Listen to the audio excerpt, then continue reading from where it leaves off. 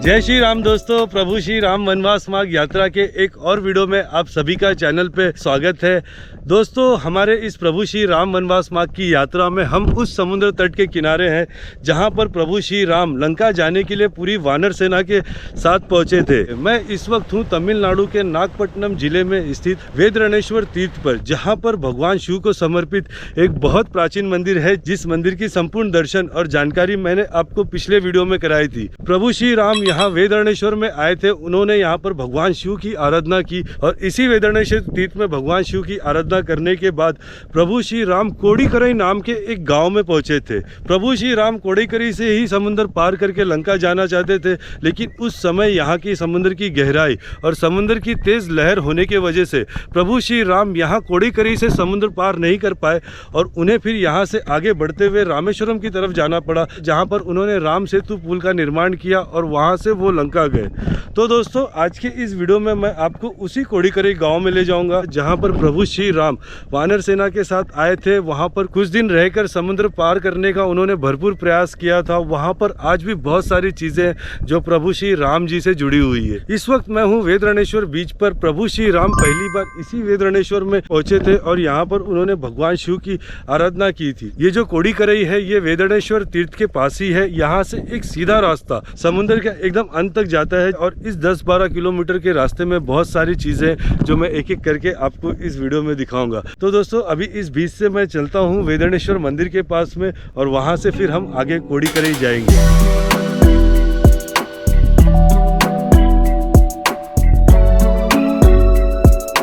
तो दोस्तों, अभी मैं कोड़ीकरई के पास वेदरणेश्वर तीर्थ पर हूं और कोड़ीकरई जाने के लिए आपको इसी वेदरणयम में आना होगा। कोड़ीकरई तक भी डायरेक्टली बसेस जाती है, लेकिन आप यहां पर रहेंगे तो यहां पर भगवान शिव का प्राचीन मंदिर है। उसके अलावा यहां पर आपको रहने के लिए अच्छे होटल लॉज मिल जाएंगे। बस स्टैंड जो है यहाँ पर पास में है। यहाँ पर रेलवे स्टेशन भी है। नागपट्टनम से एक लाइन यहाँ वेदरणयम तक आती है, तो आप वेदरणयम तक ट्रेन से भी पहुँच सकते हैं, लेकिन यहाँ आने का सबसे अच्छा ऑप्शन है कि आप बस से आ जाए। त्रिची से, तंजावुर से, कुंभकोणम से, पौंडीचेरी से यहाँ पर वेदरणयम के लिए हमेशा कंटिन्यू बसेस चलती है, तो आप आसानी से यहाँ पर पहुँच जाएंगे। और जो यहाँ का मुख्य बस स्टैंड है वो भी बिल्कुल मंदिर के पास में। जैसे आप गोपुरम से बाहर जाएंगे तो आपको बस स्टैंड मिल जाएगा। ये जो दोनों तीर्थ है वेदरणयम और कोड़ीकरई, ये दोनों एक साथ है, तो आप दोनों एक साथ कर सकते हैं।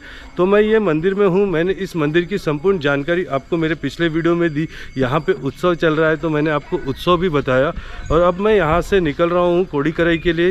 ये वेदरणयम का बस स्टैंड है। सारी जो बसेस है आपको यहाँ पर लाएंगी वेदरणयम के बस स्टैंड पे, और यहाँ से आगे वेदरणयम बीच है और ये एक रास्ता यहाँ पे जाता है।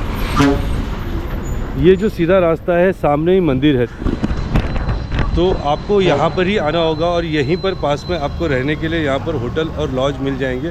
बहुत सस्ते में आपको 500-600 से लेके 1000 रुपये तक अच्छे एयर कंडीशन रूम मिल जाएंगे।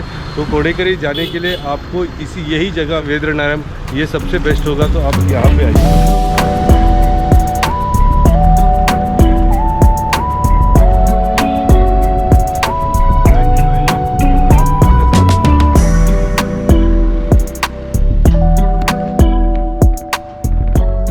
अभी मैं वेदरणयम से कोड़ीकरई के लिए निकल चुका हूं और इस रास्ते में जब आप वेदरणयम से आगे चलते हैं तो आपको 2 किलोमीटर के बाद यहाँ का पहला तीर्थ आता है जो महर्षि अगस्त्य ऋषि को समर्पित है। और ऐसी मान्यता है, जब भगवान शिव और पार्वती जी का विवाह हिमालय में हो रहा था तब सारे देवता और दैत्य हिमालय की ओर चले गए भगवान शिव और पार्वती की विवाह में। उस समय धरती का संतुलन बिगड़ने लगा, तब भगवान शिव ने अगस्त्य ऋषि से कहा कि आप दक्षिण में जाइए और आपके एक अकेले के बल से इस पृथ्वी का जो भार है, जो संतुलन है, वो बना रहेगा। तब अगस्त्य ऋषि हिमालय से दक्षिण पहुंचे थे और दक्षिण भारत में इसी वेदारण्य तीर्थ पर वो आए थे और यहाँ पर उन्होंने भगवान शिव की आराधना की थी। तो जब आप कोड़ीकरई जाएंगे तो आपको पहले महर्षि अगस्त्य ऋषि का मंदिर मिलेगा। मैं अभी इसी मंदिर में हूँ। बहुत ही सुंदर ये मंदिर बनाया है। मेन रोड से जैसे आप अंदर आएंगे पहले आपको मंदिर का गोपुरम मिलेगा। 3 मंजिला गोपुरम है जिसमें कई देवी देवताओं की मूर्तियाँ बनाई गई है। जैसे आप गोपुरम से अंदर आएंगे आएंगे तो सबसे पहले आपको माता पार्वती को समर्पित पागम पिरियाड मंदिर मिलेगा। जो शिव का भाग है उन्हें यहाँ पर पागम पिरियाड कहा जाता है।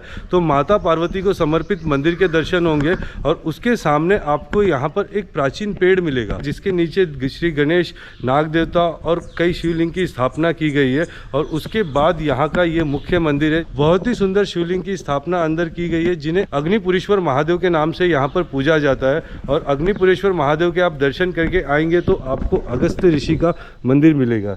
ये महर्षि अगस्त ऋषि का मंदिर है। ये शिवलिंग है अग्निपुरेश्वर शिवलिंग। और इसके बाद ये बहुत ही सुंदर मंदिर का प्रांगण है। काफ़ी बड़ा मंदिर है ये, अंदर तक पीछे काफ़ी दूर तक फैला हुआ है। तो दोस्तों इस रास्ते में सबसे पहले आपको अगस्त ऋषि के मंदिर के दर्शन होंगे और उसके बाद फिर हम यहाँ से आगे चलते हैं।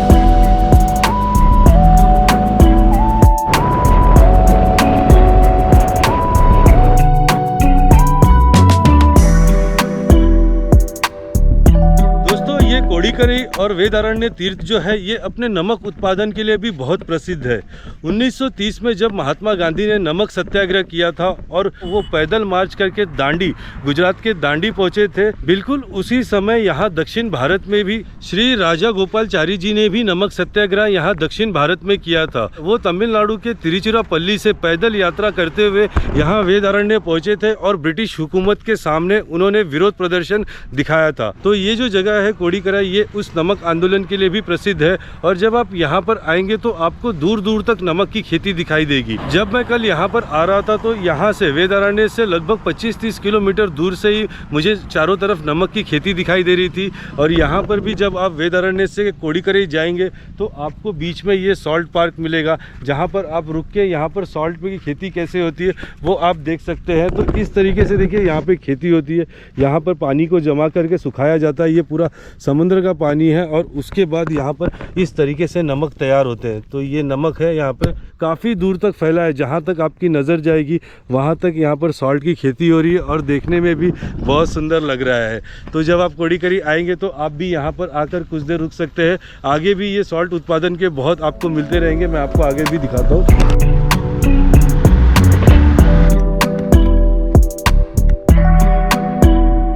इन नमक के खेतों को देखते हुए आप आगे बढ़ेंगे तो आपको प्रभु श्री राम से जुड़ा हुआ तीर्थ मिलेगा जिसे श्री राम पाथम कहते हैं। राम पाथम का अर्थ होता है प्रभु श्री राम के पैर। यहाँ पे बस आती है, देखिए ये बस वेदारण्य से आ रही है। तो बस से आपको डायरेक्ट यहाँ पर आप राम पाथम तक भी आ सकते हैं। यहाँ पे प्रभु श्री राम के चरण पड़े थे, उनके चरण चिन्ह यहाँ पर रखे हुए हैं। मैं अंदर चलता हूँ और आपको दिखाता हूँ कि प्रभु श्री राम यहाँ पर क्यों आए थे और उनके चरण पादुका कैसे। तो देखिए बिल्कुल ये रोड है और ये रोड के पास में यहाँ पर ये गेट बना हुआ है। इस गेट से आपको कुछ सीढ़ियाँ चढ़ के ऊपर जाना पड़ता है। तो चलते हैं हम यहाँ से ऊपर। ज़्यादा सीढ़ियाँ नहीं है, 100-150 सीढ़ियाँ होंगी जिसे चढ़ के आप ऊपर पहुँचेंगे राम पाथम पे। तो यहाँ से कुछ सीढ़ियाँ चढ़ के आप ऊपर आएंगे तो यहाँ पर देखिए एक वॉच टावर बना है और वॉच टावर के पास में यहाँ एक छोटा मंदिर है। और इस छोटे मंदिर के अंदर प्रभु श्री राम जी की चरण पादुका रखी हुई है। यही राम पाथम है।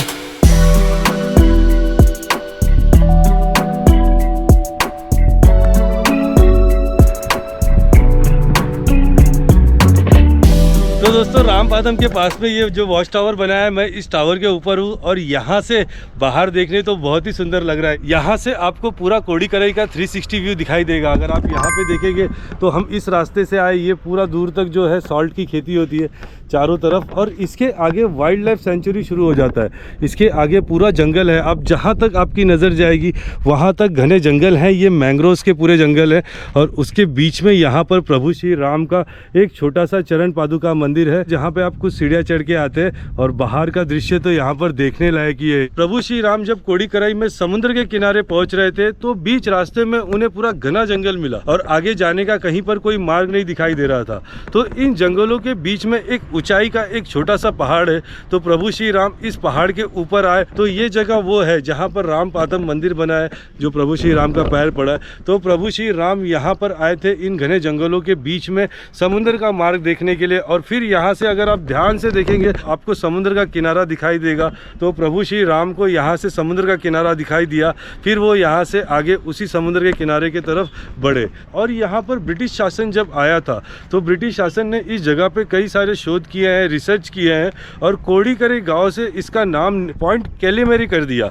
तो आज ये जगह पॉइंट कैलेमरी नाम से प्रसिद्ध है। और इस पॉइंट कैलेमरी में वन्य प्राणी क्षेत्र है, तो इसके अंदर बहुत सारे अलग अलग तरह के यहाँ पर वन्य प्राणी मिलते हैं। डियर, बियर, सांबर जैसे अनेक यहाँ पर जानवर जो है इस जंगल में रहते हैं। तो यहाँ पर सफारी भी होती है इन जंगलों की। आगे हम जाएंगे सफारी पॉइंट पे भी, तो जंगल में लेकर जाके जानवरों को दिखाया जाता है। और ये जो जगह है ये प्रभु श्री राम वनवास मार्ग में भी रजिस्टर्ड है। तो आप यहाँ पे आएंगे तो ये सारे चीज़ों के आपके दर्शन होंगे।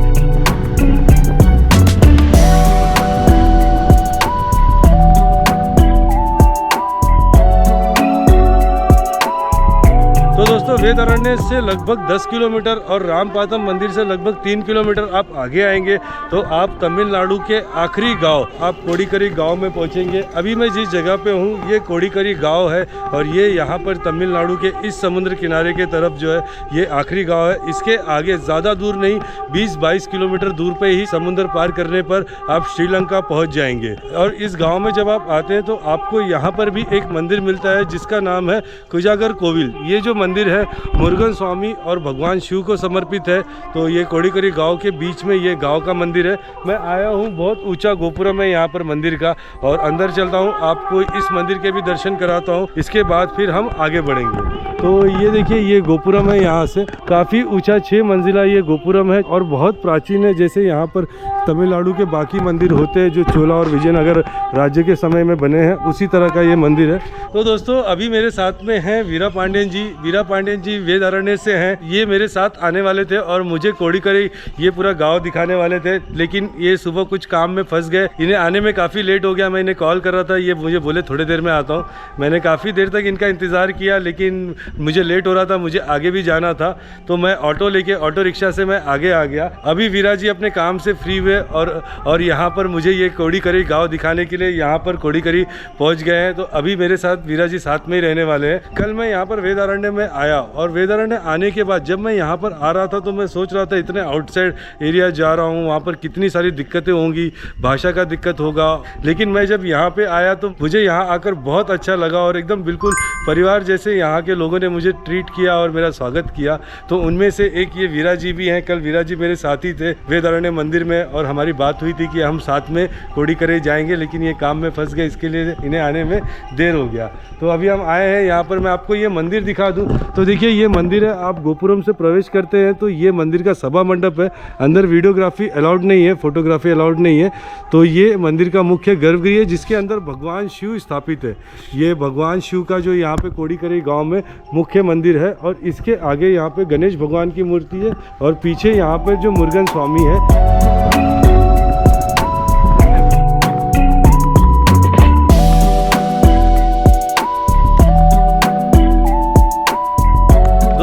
कोड़ीकरी गांव के अंदर एक एयरफोर्स का स्टेशन है और एयरफोर्स स्टेशन के पास में एक लाइट हाउस बनाया गया है। ये लाइट हाउस यहाँ पर बहुत समय से है। जब चोला राजा यहाँ पर शासन करते थे 7वीं 8वीं से लेके 1000 शताब्दी तक, उस समय यहाँ पर लाइट हाउस बनाया गया था क्योंकि चोला राजा जो थे उनका समुद्र पे राज था। यहाँ से लेके थाईलैंड, मलेशिया, सिंगापुर तक जो चोला राजा थे वो समुद्र में शासन करते थे। तो उस समय निगरानी रखने के लिए, दूर दूर के जहाज़ों को देखने के लिए वो यहाँ पर लाइट हाउस बनाए थे। जो चोला राजाओं ने लाइट हाउस बनाया था वो जंगल के अंदर है और उसके बाद यहाँ पर एक एयरफोर्स स्टेशन बना और एयरफोर्स स्टेशन के पास में ही ब्रिटिश टाइम में यहाँ पे एक और लाइट हाउस बनाया गया और उस लाइट हाउस से यहाँ पे निगरानी करती है। तो आप यहाँ लाइट हाउस पे भी आ सकते हैं। मैं आपको दिखा दूँ, जब आप कोड़ीकरी गांव में पहुँचेंगे तो आपको एक कॉर्नर में एयरफोर्स स्टेशन मिलेगा। ये एयरफोर्स स्टेशन है यहाँ पर और एयरफोर्स स्टेशन का ये भाग है जो लाइट हाउस का है। यहाँ पर लिखा हुआ है भारत सरकार जल भूतल परिवहन मंत्रालय और यहाँ पर आप टूरिस्ट जा सकते हैं, लेकिन टूरिस्ट का जाने का टाइम है वो 3 to 5 है। तो 3 से 5 तक आप इस टावर में लिफ्ट है, इस लिफ्ट से आप ऊपर तक जा सकते हैं और ऊपर से आप यहाँ के सारे व्यूज़ को देख सकते हैं। लेकिन अभी यहाँ पर 11 बज रहा है और हमें 3 बजे तक रुकना पड़ेगा, तो मैं 3 बजे तक रुक नहीं सकता हूँ। इसके लिए मैं ये लाइट हाउस आपको बाहर से दिखा देता हूँ। और लेकिन जब आप यहाँ पे कोड़ीकरी आएंगे तो आप यहाँ पर 3 से 5 के बीच में ही आइए और 3 से 5 के बीच में आप ऊपर तक जाके लाइट हाउस को देख कर आ सकते हैं।